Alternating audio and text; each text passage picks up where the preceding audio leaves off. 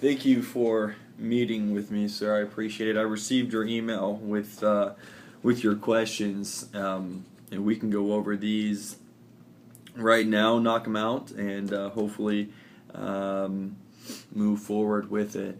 We can discuss the driver a little later as well. This was the first offense on his part, but the first one is. The addition that I had to the notation, is that going to be a thumbs up? So are we going to be held accountable for the fact that I added in afterwards the addition that this is going to be a destination contract?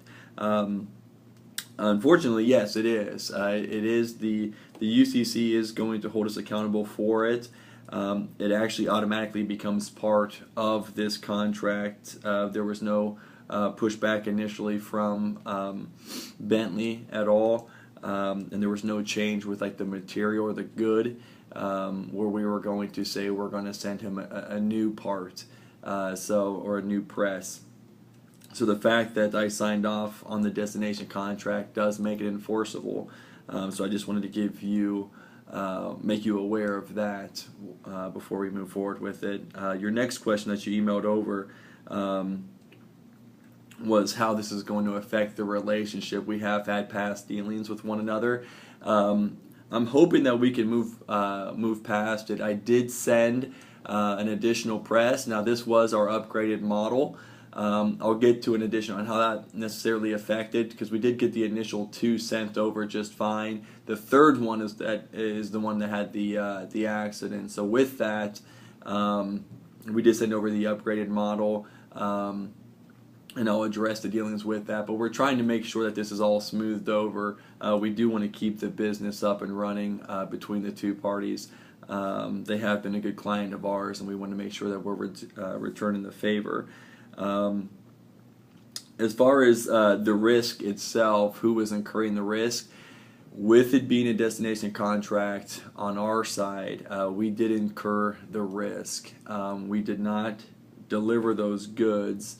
And without delivering those goods, we as the seller are incurring the risk. I did want to make you aware of that, because that is really the strongest statement during this entire process, is that it is falling on us. I actually made an additional notation here. All 3 units would have to actually be in possession of Bentley in his business, and signed off on that they're in good working order, and obviously that wasn't the case.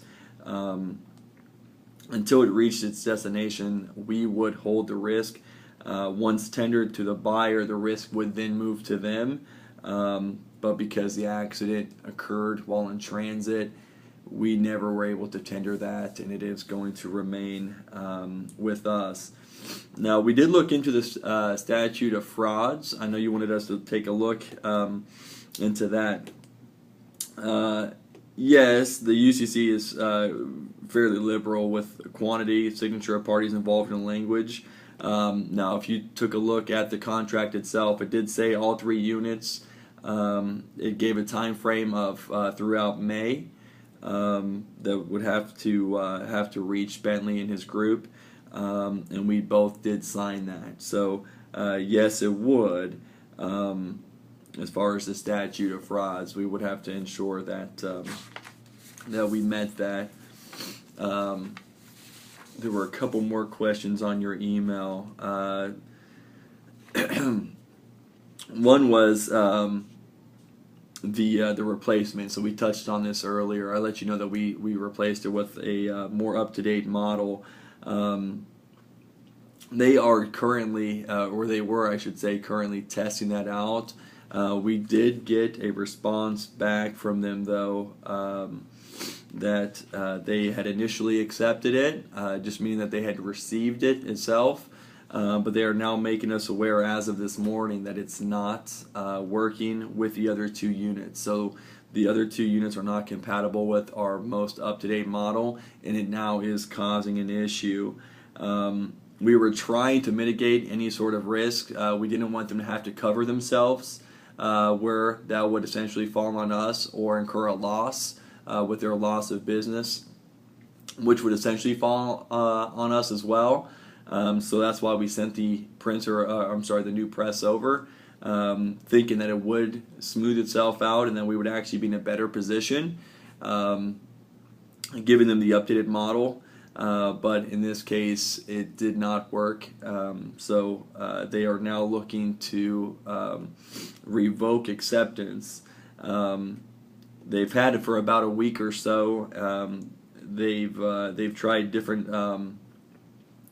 press functionality within it, and it's just not working out for them. So yes, they are going to revoke acceptance for this.